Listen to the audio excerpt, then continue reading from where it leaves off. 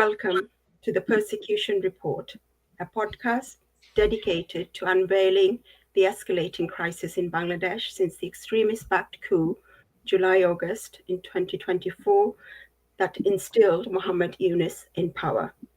Over the past year, Bangladesh has witnessed unprecedented level of mob violence, attacks on religious minorities, arbitrary arrests, fabricated cases being filed, attacks on human rights activists, war veterans, silencing of the press and any dissent, mass arrests and killing of journalists, as well as a disturbing surge in violence against women and girls, from public harassment to sexual assault, rape, and femicide, while the perpetrators we have known have impunity and the interim government remains complicit.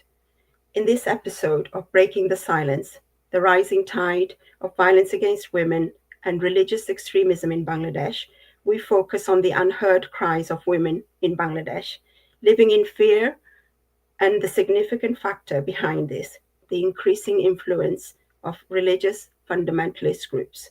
We will examine how the interim Yunus government has developed ties with parties like Jamaat-e-Islam, Hafazat-e-Islam, and the Islamic Shashantantra movement, and how these alliances with their draconian ideologies and misogynistic views are destroying all the progress Prime Minister Sheikh Hasina and her government had made in all spheres of the lives of women in Bangladesh. Our guests today, Rana Meher, Saifur Rahman, and Dr. Raihan Jamil, and my co-host Anwar Shahdat Zihan, are all experts in human rights and social justice campaigns. Mr. Jihan will guide us through the latest data and reports. Let's begin by looking at some of the stats, numbers, and incidents that reveal the scale of the crisis facing women and girls in Bangladesh today. Mr. Jihan, can I request you to share some of the recent statistics on violence against women and girls? Thank you, Ms. Chaudhary, for the kind introduction, and many thanks also to our distinguished panelists for taking the time to join us today. Today, we are going to talk about a very critical issue, a very pressing, at the same time, very sensitive issue. Today, Bangladesh is going through a time when no one is safe, from an 8-year-old child to exiled feminist writer. And the data and the stats that we'll be talking about today and we're going to share are not merely just numbers. They are more than numbers. They represent shattered lives, unbearable torment, and lifelong trauma for many. This is a serious issue. First, let us take a look at the data from the first 6 months of this 2025. According to Bangladesh Mohila Parishad, between January to June 2025, there were 1,555 reported violence against women. And these are just reported numbers, okay? As we all know, not only in developing countries, but also in the developed world, many women do not come forward to report violence for various reasons. So the actual figure may very well be 2 or 3 times than the reported numbers. So the actual figure can very well be 2 or 3 times that 1,555, which were reported. And if we look at this chart, out of this 1,555, 481 were rapes, of which 345 involved children. Today in Yunus's Bangladesh, children are not safe anymore. In the first 6 months of this year, there were 106 cases of gang rapes. And out of all these rapes, 17 resulted in the death of the victim. Now, let us take a look at the data from the year 2024.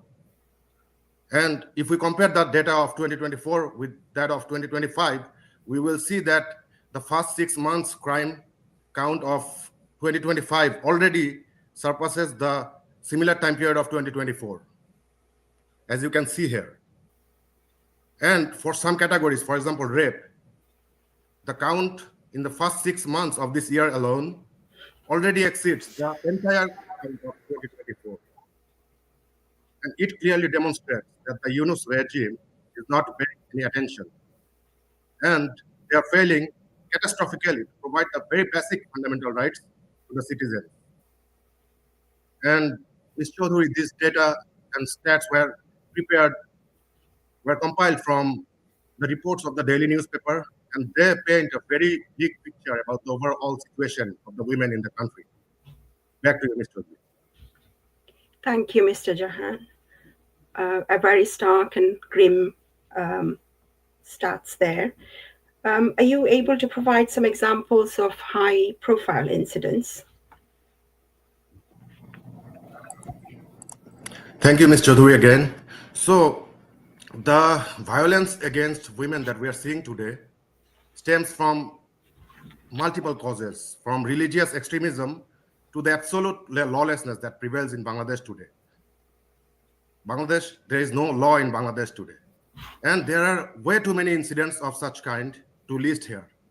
So I'm going to try to go over some of the high-profile incidents that, despite the crackdown of the Yunus government on media, still surfaced in the news and caused public outrage.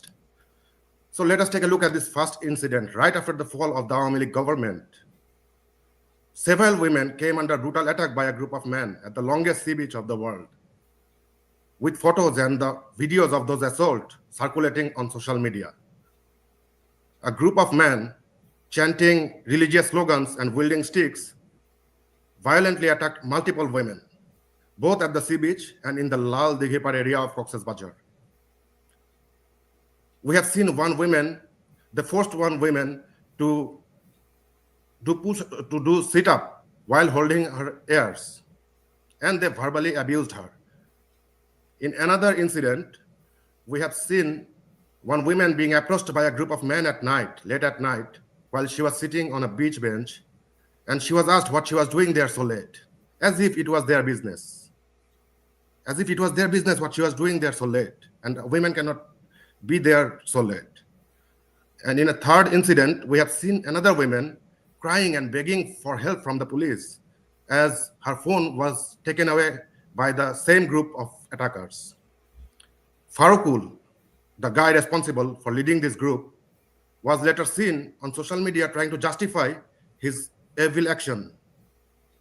And what is most alarming is that this group claimed that the Yunus administration is helping them in their so-called moral policing directly, and this is their claim. And this guy is allegedly tied to the student coordinators of the so-called quota movement. In another incident around the same time, Bangladeshi mountaineer Shaila Bithi was attacked by an unknown assailant.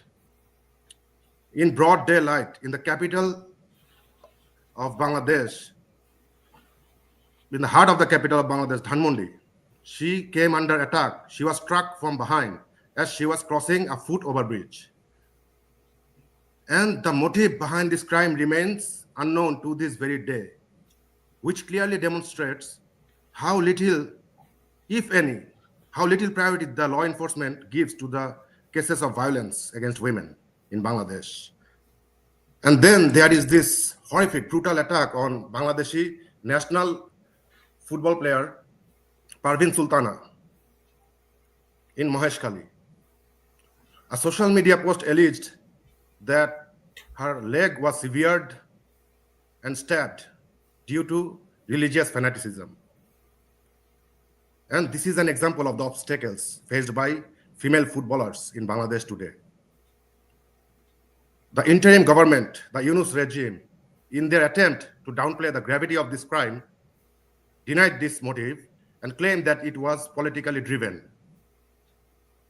Now here, regardless of the motive, the undeniable fact here is that a woman was attacked, her dignity was violated, and Yunus failed to provide any security to her.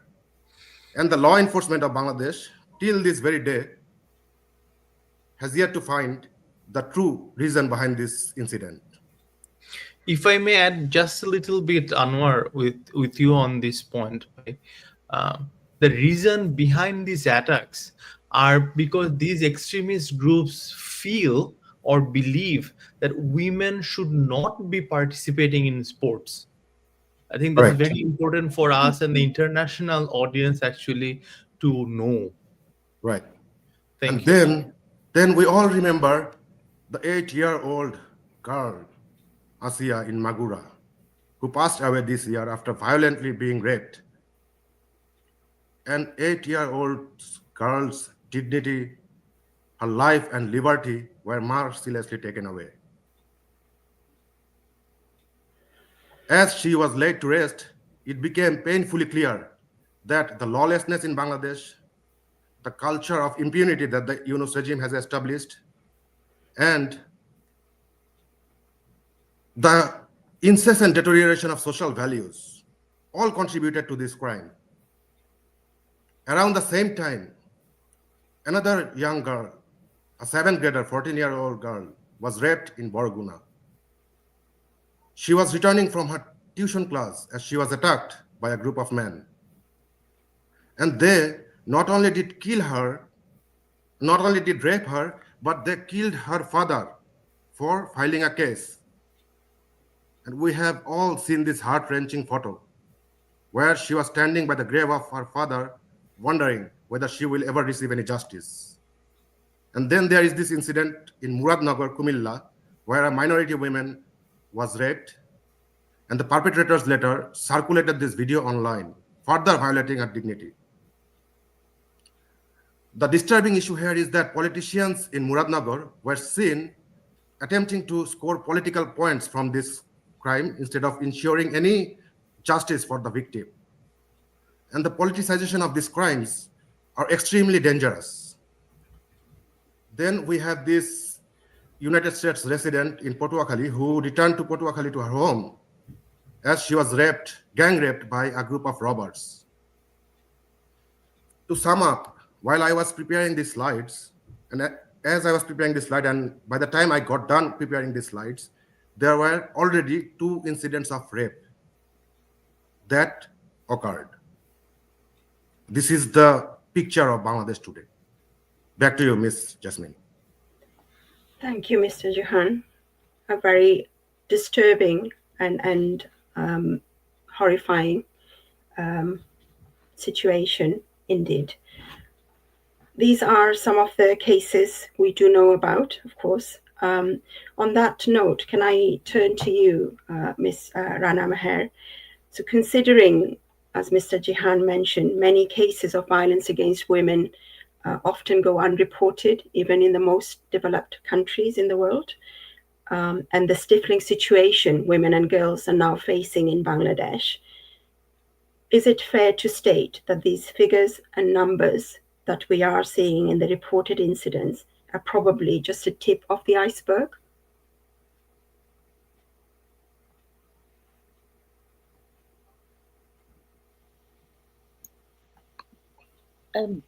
Completely, Jasmine Appa.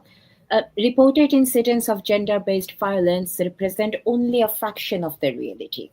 This is an established fact, recognized by researchers, recognized by activists and international organizations.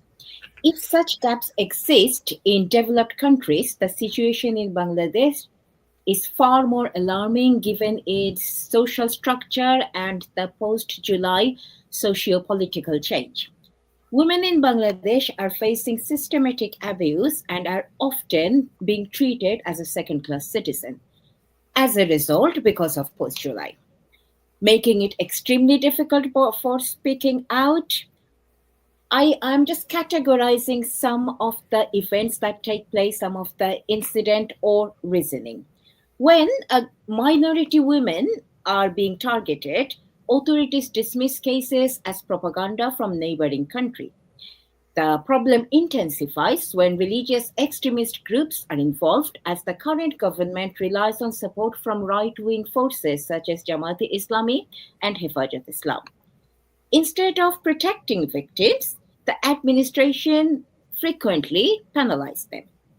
Muhammad Yunus's justification of minority persecution was political alignment with Awami League, legitimized a new wave of politically motivated assault. rape, and persecution, especially against female members of the Chhatra League. During July movement, let's be very clear, the wave of torture, abuse of Chhatra League women, the student wing of Awami League, it did not happen yesterday. It started in July 2024. We have some harrowing news of how Chhatra League female leaders were brutally attacked. And of course, the perpetrator remained shielded under the July indemnity provision. Today, even the wives, the mothers, the sisters of Awami League or Chhatra League members' lives under constant threat, with little or no reported or accountability. And another very significant aspect is losing the economic independence. The economic situation of Bangladesh is deteriorating, and this is happening in a very worrying rate. And just like any other crisis, women are the hardest hit group, feel the hit. And also, Jasmine Appa, Jihan gave us some very worrying information taken from Mohila Porishad. We must remember, Mohila Porishad and other organizations, they take their information when they're making their reports, they take their information from the newspaper, from the media. And as we are all aware, our media in Bangladesh is heavily censored. So we are losing a big numbers of victims there as well. So that's it. Thank you. Thank you for going through some of those key worrying issues and highlighting some of those factors that might be affecting the women and the the reporting of those incidents that we're seeing that are affected by violence against women in Bangladesh today. You just touched on the economic independence of women. How has that? Can you elaborate slightly on that point? On how has that been affected in the last year or so? Yes, of course. I'm just going to give you some figures and numbers so we can have some part of this real picture. So in May 2025, a report published by Bangladesh Bureau of Statistics mentioned that women, the driving force of the economy, are being pushed out of the labor market. In the first half of the 2024-25 fiscal year, around 2.1 million people lost their job across the country, and among them, 1.8 million, means 85% of them were women. Okay? Another report suggests only 19% of women actively participate in the labor force. According to the research organization Power and Participation Research Center, over the past year, around 200 garments factories have shut down. Meanwhile, the BGMEA, the organization by the garments owner, they claimed due to banking complications and many others, production has come to a halt in nearly 400 ready-made garments. And over 80% of the garment factory workers are women, meaning those women from lower tier in the economy, they're facing extreme poverty and losing their economic independence. If we come to middle class, the Sheikh Hasina government introduced 60% of quota for women in primary teaching, and she introduced in 2019 a milestone for women empowerment. Of course, the Yunus government abolished that quota, creating yet another barrier for women economic progress. But beyond those, so those are all these numbers, okay? There are many, many facts there, many, many numbers there. But beyond those policies, let me ask a question through Jasmine Appa to all the viewers, especially the women. Now, in today's climate of impunity and lawlessness, do women feel safe at work? Can they take long shifts or travel between cities for jobs as they used to do? If they face harassment on the way to work, do they think, or they face harassment in the workplace, do they think they can ever expect justice from the current legal system or the current administration? I am certain the result is, the answer is very, very negative. Very sadly, Women economic independence is at risk, leaving them very vulnerable towards intimidation, abuse, and exploitation by family, society, and even from the state of Bangladesh. Thank you. Thank you, Ms. Maher. The rise in violence against women, as we have been discussing, is closely linked to the growing influence of religious extremist groups and their alignment with the worryingly, their strong alignment with the interim government under Muhammad Yunus. Let's, if we may, examine how this is affecting women in Bangladesh today. Can I turn to you, Mr. Rahman?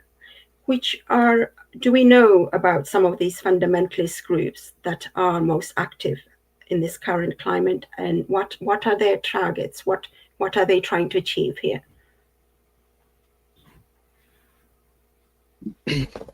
Thank you, Ms. Jasmine. First of all, thank you for inviting me today. The answer to the question you have asked is very important for the people of Bangladesh to know, I feel. Like several fundamentalist groups remain dangerously active in Bangladesh today, with Jamaat Islami, Hefazat Islam, the Islamic Shashantantra movement, and their allied Islamist parties leading the charge. Far from being marginal, these forces have steadily expanded their influence, dictating public debates on morality, women's rights, and religion, while the state stands by as a silent accomplice.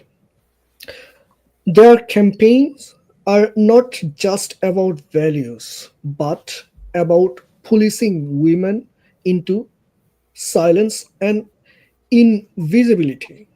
Sports, higher education, and professional careers have become battleground where these groups openly declare that women must not belong. In recent years, women's football matches have been disrupted under the pretense of piety. Business inaugurations by actresses have been attacked as if female entrepreneurship is a crime, and culture or social events featuring women have faced orchestrated opposition designed to intimidate and erase. This is not a random harassment, it is a systematic attempt to strip women of the rights and freedoms they have fought to secure. Worse, these assaults flourish because the government, while parading its so called commitment to women's empowerment on international platforms, repeatedly compromises with the fundamentalists at home.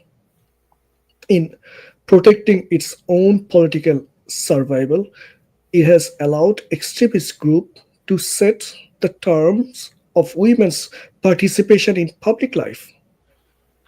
Now, the pattern is very clear here. These groups are not only resisting women's empowerment but actively working to roll back decades of progress. And the government's appeasement has made them stronger.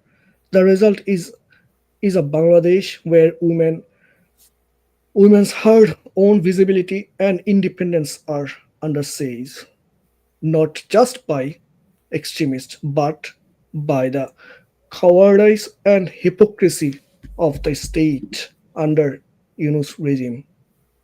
Thank you. Thank you, Mr. Rahman. Dr. Jamil, would you like to add anything on this point about how this alignment of the interim government with religious extremist groups, how is that having, is there any impact on the women directly? Thank you, Ms. Chaudhary, for this. Welcome everyone who's listening, watching live or later on to this very important aspect of Bangladesh now. I welcome everyone to listen and hopefully share this awareness. So in terms of how this alignment impacts women directly or not, this is the scary story of how women are being erased in plain sight. How women are being erased in plain sight. When the unelected Yunus regime embraced extremist groups like Jamaat-e Islami, Hafazat-e Islami, the Islamic movement, women felt the blow immediately. Who felt the blow? Women felt the blow. This year alone, women's football matches like Mr. Jihan was sharing earlier in Joypurhat and Dinajpur were cancelled overnight because of extremists threatened violence. These are groups that feel that women should not be participating in any form of sports. Their play should be inside the homes. And it did not stop at sports. When actresses like Porimoni or Mezabin Chaudhary tried to inaugurate simple businesses, mobs descended, harassed them, and forced them to retreat without getting the job done. Women who dare to be visible are targeted, humiliated, and silenced. This is not just harassment. This is systematic erasure of women from public life. Families are now pulling daughters from schools, from sports, from workplaces. They're afraid. They're doing it not out of choice, but because fear dictates their every decision. Just imagine, for parents, fear is dictating their every decision about their female child. And when fear becomes the guiding principle, society loses half of its strength. Half of its strength. And we know where this leads, Ms. Chaudhary. Afghanistan taught us this lesson painfully. The Taliban began by banning women from stadiums, and then classrooms, and then entire professions. And soon in Afghanistan, women vanished from public life altogether. Bangladesh is sliding down the same slope, and I'm afraid of that. I hope I'm wrong. I hope I'm wrong. The Yunus regime, unelected, illegitimate, desperate cling to power, has chosen to appease fundamentalists. At what cost, though? At the cost of women's freedom, women's dignity, and women's very lives. If the international community does not act now, we may soon be telling the story of Bangladesh as yet another nation where women are erased in plain sight. Back to you. Thank you, Dr. Jamil. A very worrying trajectory indeed. And thank you for sharing some of those kind of wider, the broader societal impacts, not just on women in Bangladesh, but in the whole region and beyond. Can I come to my co-host, Mr. Jihan? Are you able to share some of those specific cases of women in public life and the impact on women in public life? Thank you.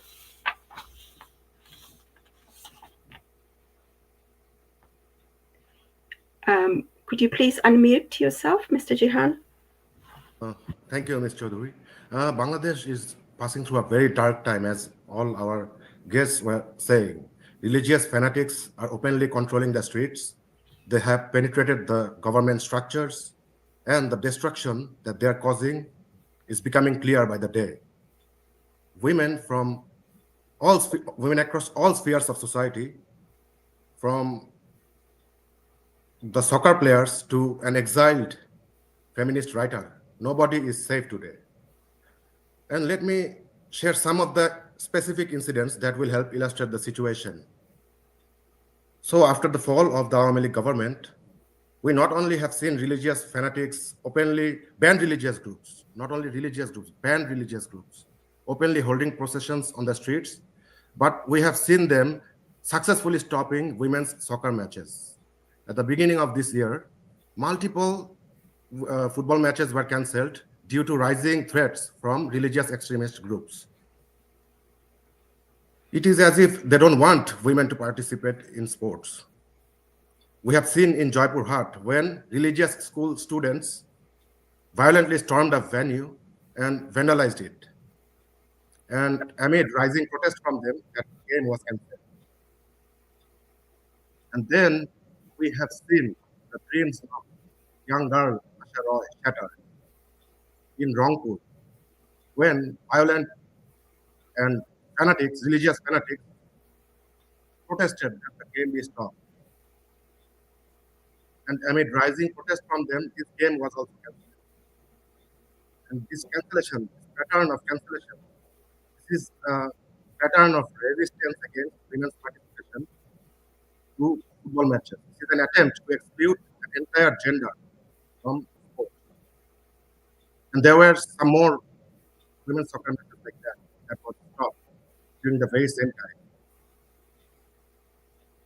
Over the last year, we have seen female media personalities being attacked. There have been a rising trend of attacks against female media personalities. Actresses like Mehjabin Chaudhuri, Porimoni, and Opu Bishwas were stopped from attending store inauguration.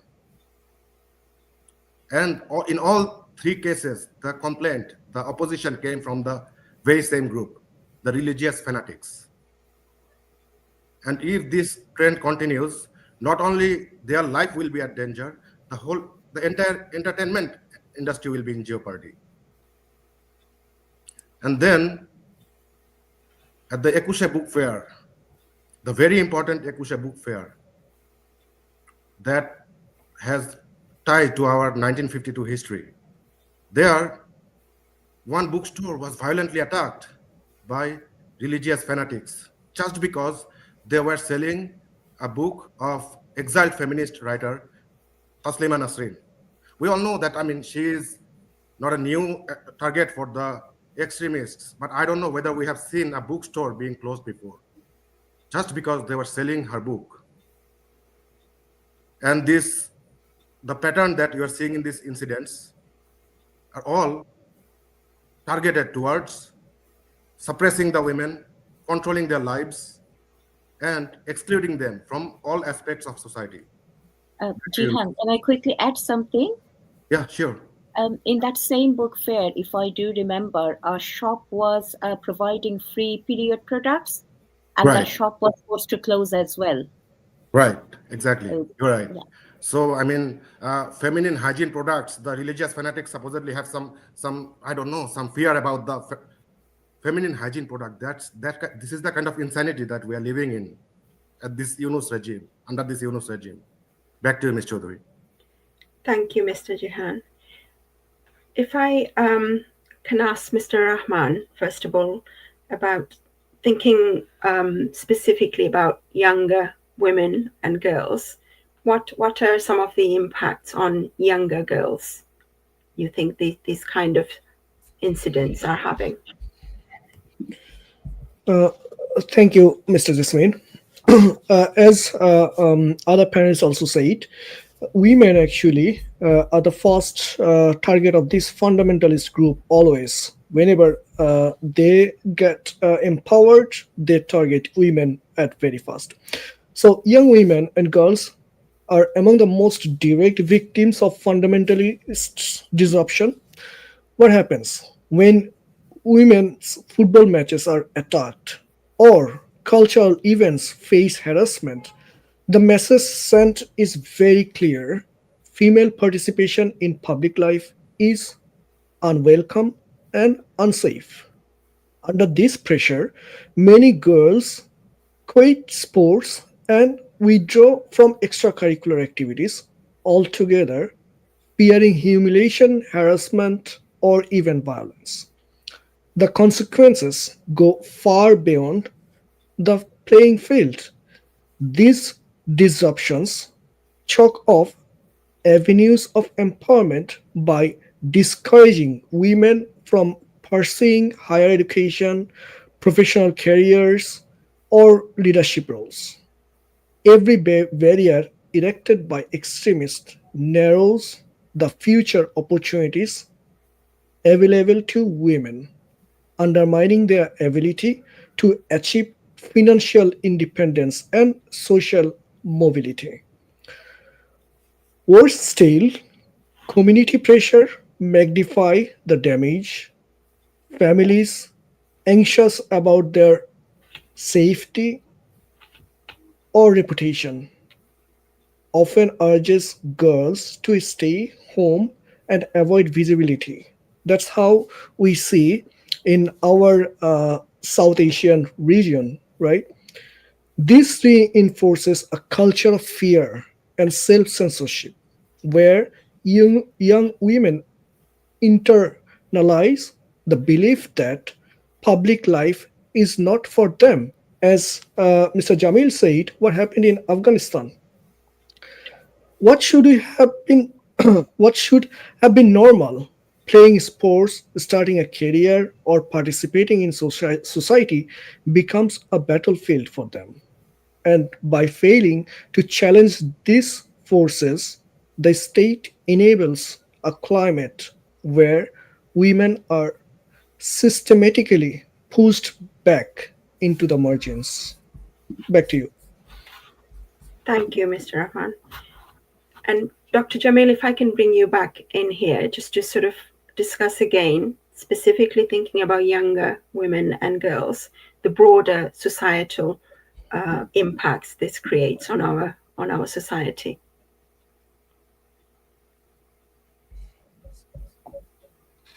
Okay. So are you talking about the broader social effects that this creates? Is that what Yes. you're asking? Okay. Yes. Okay. Yes. Making sure. So when we try to silence half the population, the entire nation bleeds.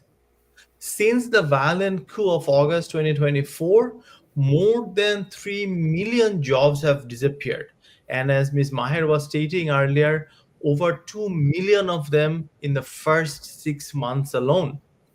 And that's nearly 86% that belong to women. So a disproportionate loss of jobs or disproportionate unemployment that went directly to our women. Now, this is not simply an economic crisis. We have to keep that in mind. It is a dismantling of progress that took decades to build. And Prime Minister Sheikh Hasina painstakingly built it step by step by step. And we're simply dismantling them right now. For years, Bangladesh was celebrated worldwide as a story of women's empowerment.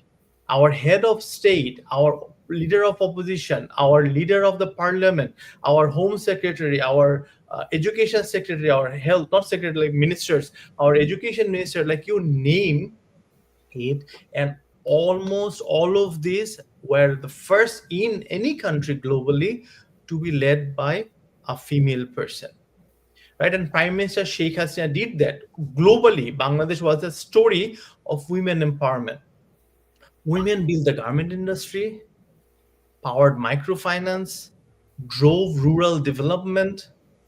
But today, that foundation is being dismantled brick by brick by this UNIS regime. Parents now whisper, I was sharing earlier, do not send your daughter to the university. It's too dangerous. Young women are abandoning sports. Mr. Jihan showed it. Mr. Rahman talked about it. Professionals are withdrawing from private life, from public life. Apologies. This ripple effect, Ms. Chaudhry, is enormous. Is enormous. A weaker economy, a silenced society, a democracy that is gasping to breathe for air. We have seen this before. In Pakistan, under General Ziaul Haq, women were forced into the shadows, and authoritarianism flourished. In Afghanistan, once women disappeared, extremism entrenched itself. Even in Iran, restrictions on women's movement and expression stifled entire generations. And now the illegitimate Yunus regime is dragging Bangladesh into the same darkness. Same darkness. Let us be very clear. When women are stripped of their voices, it is not only women who lose. The future of the entire nation loses. A Bangladesh without empowered women cannot be democratic, cannot be democratic. It cannot be prosperous, and it cannot be free. So as I started, when you silence half the population, the entire nation bleeds. Totally. Couldn't agree with you more. Ms. Meher, can I come to you about how the government, the interim government, has responded to, the level of and the seriousness of the crisis we're hearing about? What has the response of the interim government been so far?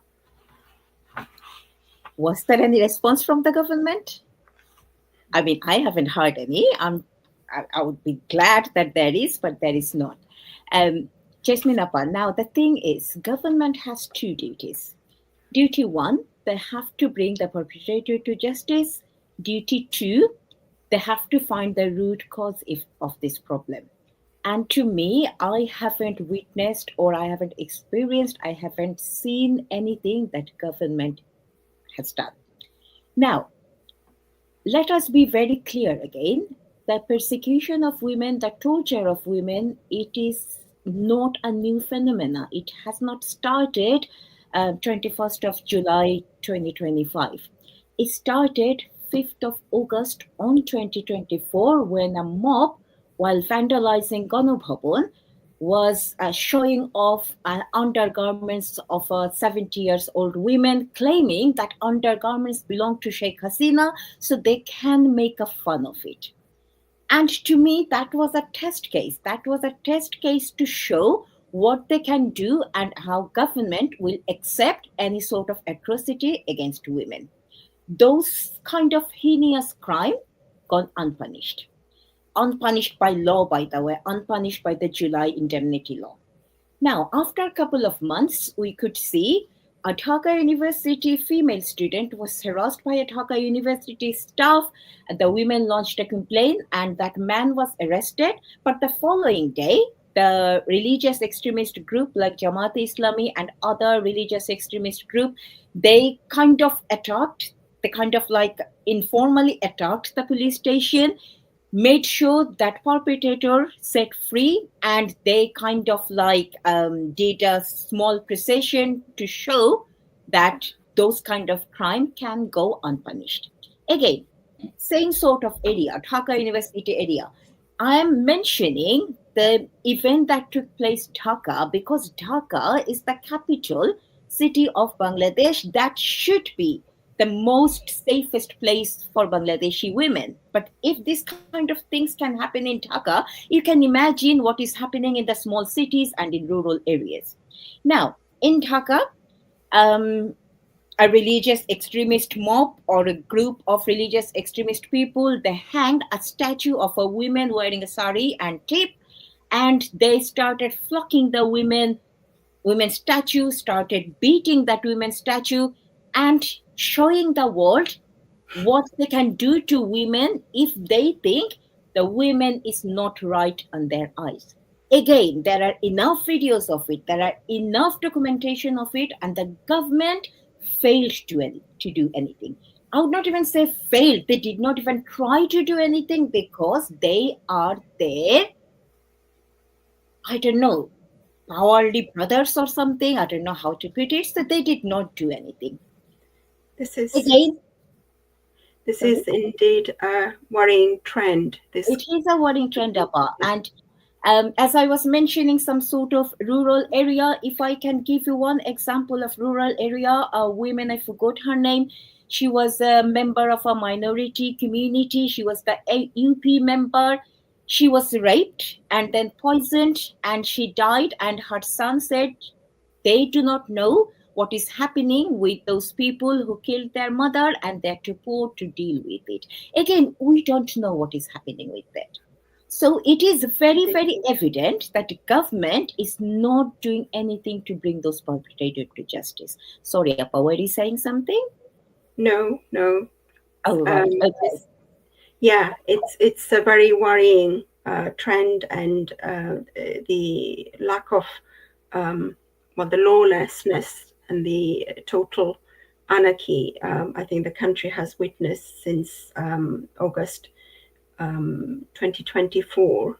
The numbers and policies are one thing, but the real impact this has on women and girls and the wider society, when women live in fear on a day-to-day basis and their story remains totally untold, unheard. In this climate, Mr. Jihan, where we are seeing the suppression of freedom of speech, the press is being silenced on a regular basis, journalists are being arrested and killed in some cases, silencing of censorship of social media. How are some of the women breaking that silence? How are they breaking through and sharing their stories? Thank you, Ms. Chaudhary. So you have put it appropriately that there is no freedom of expression in Bangladesh right now. The whole media is being silenced, and social media is also being controlled. However, despite all these restrictions, there are women who are coming forward and finding alternative media and alternative ways to share their experiences. We have seen many female journalists living abroad or across the globe who are coming online to share the sufferings of the women in Bangladesh. And girls in Bangladesh, despite the risk and despite the threat that they may be the next victim, they are coming forward and speaking up. And even though the religious fanatics have tried shutting down women's sports matches, and they tried to exclude women from participating in sports, young athletes still to this day are participating in sports, and they are not giving up to the fear. So and activists like Ms. Chaudhary, you and Ms. Meher, and activists like us, we are raising our voice for them. Our voices are their voice. So we are trying to create a public perception of what is going on. And I hope, and I sincerely hope that by this, we can change the overall situation for the women in Bangladesh. Back to you, Mr. Chaudhary. Thank you, Mr. Jihan. Dr. Jamil, what are some of the issues and challenges women are facing, and in terms of sharing their experiences? Fear, frustration, and betrayal. These are the words that echo time and again when you listen to the women of Bangladesh today.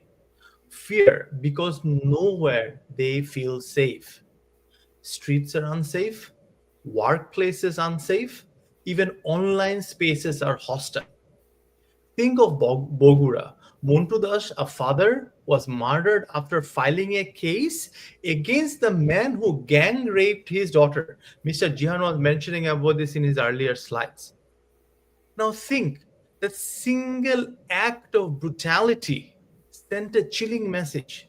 You seek justice, you will pay for this with your life, isn't it? So which father, which mother is going to even seek justice for their daughter? So it's an environment of fear. Women and their families live with this kind of fear every single day. Next, frustration. Because when women speak, they are silenced. Journalists reporting on rape are censored. Survivors posting their traumas online are harassed. Activists are threatened, or even worse, jailed without charges indefinitely. They do not even have any legal recourse. Even their lawyers are not allowed to meet with them. So we have known of people who have been in jail since August of last year without even knowing what they have done.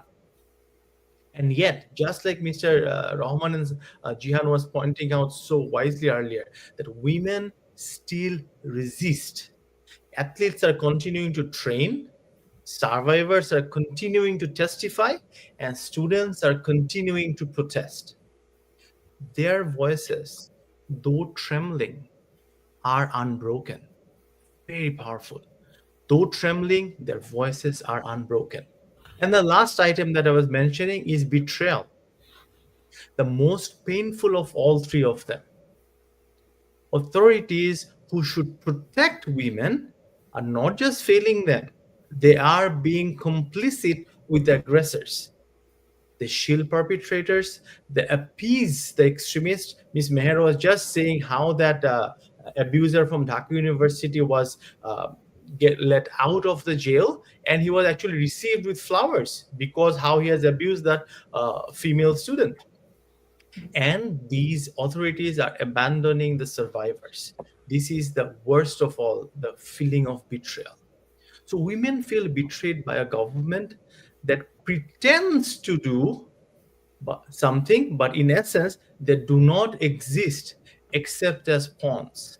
This courage, despite the betrayal, reminds me of the Iranian women chanting, "Women, life, freedom," even as they face prison and violence.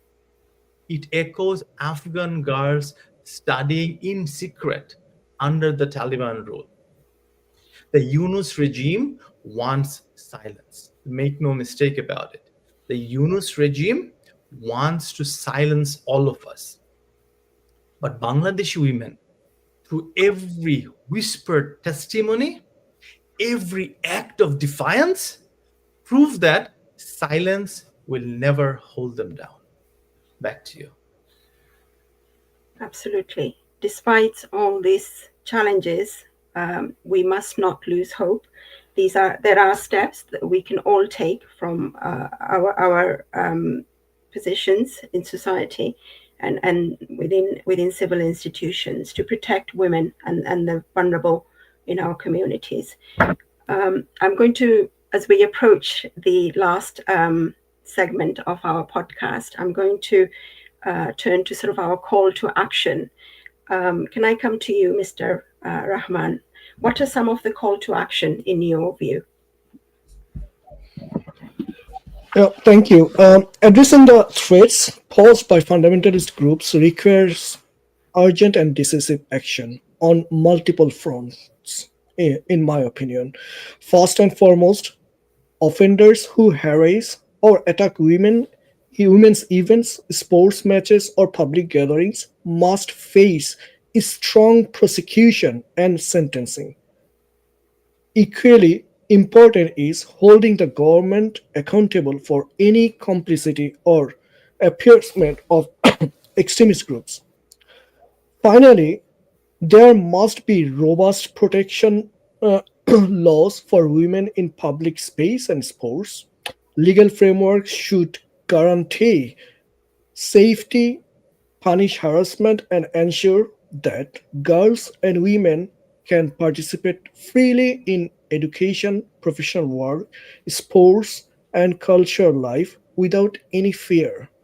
These laws should be enforced actively, not just exist on paper and the speeches that we kept hearing for past year by Dr. Mohammad Yunus. Together, these measures can begin to reclaim public spaces for women, curb the influence of extremists, and reaffirm Bangladesh's commitment to equality, safety, and progress. Thank you. Thank you, Mr. Rahman. Ms. Meher, how can the economic empowerment help? How can the economic empowerment help? Women or men, any human, need economic independence. Money talks. I'm so sorry being that much blunt. Money talks. When women is independent, when women can look after themselves, it is much easier, it makes them much confident to speak up. And that is the way this government is trying to stop women. I'm sorry, again, being very blunt, I don't think the government has any intention to look after the women, and the government, with the help of its elaborator, all the religious extremist group, they are targeting to send women back inside the house.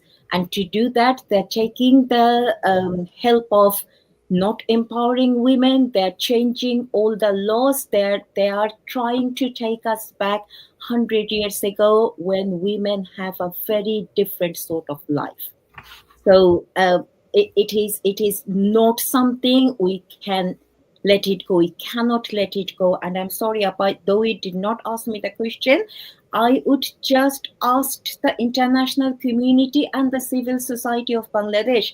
You guys were very vocal a year ago. You guys were very vocal about any wrongdoing of our Malay government, and you were absolutely right of being vocal.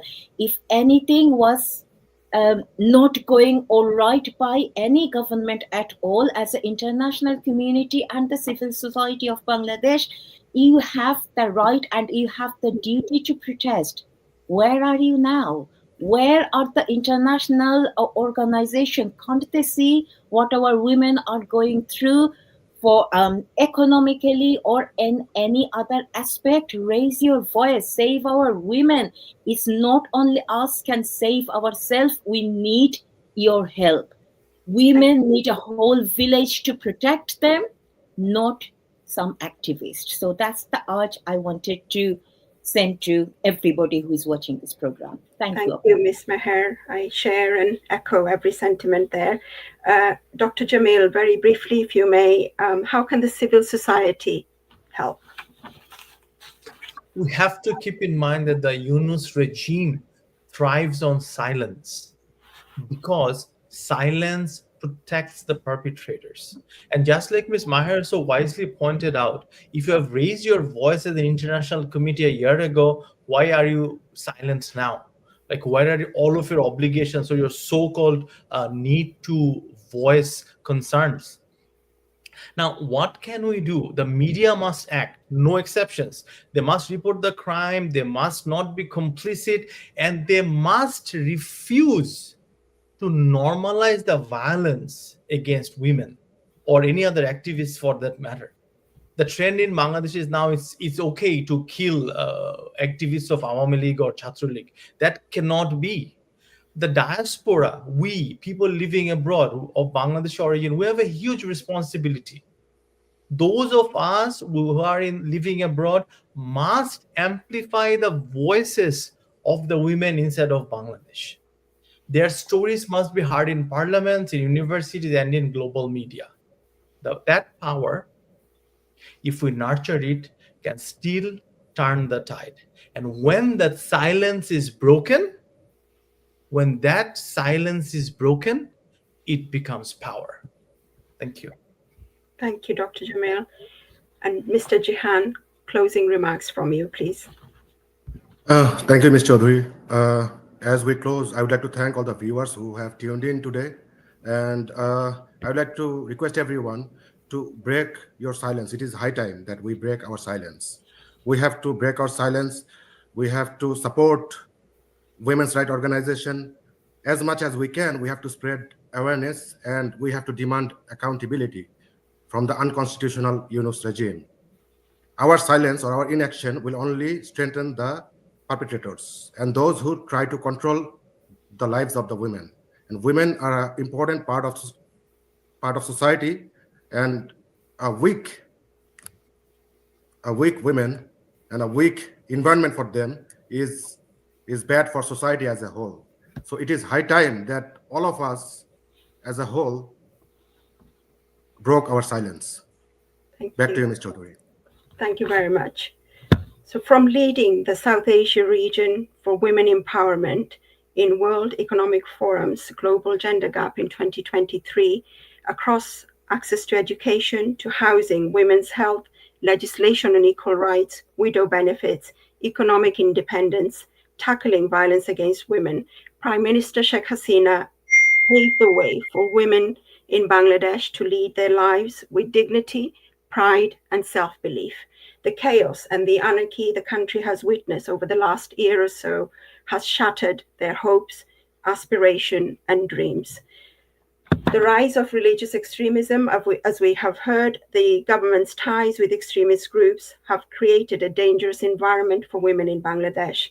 We must break the silence of women and girls living in fear, raise awareness about the dire situation they face, stand in solidarity with anyone speaking out against these atrocities and injustices, and hold the interim government accountable.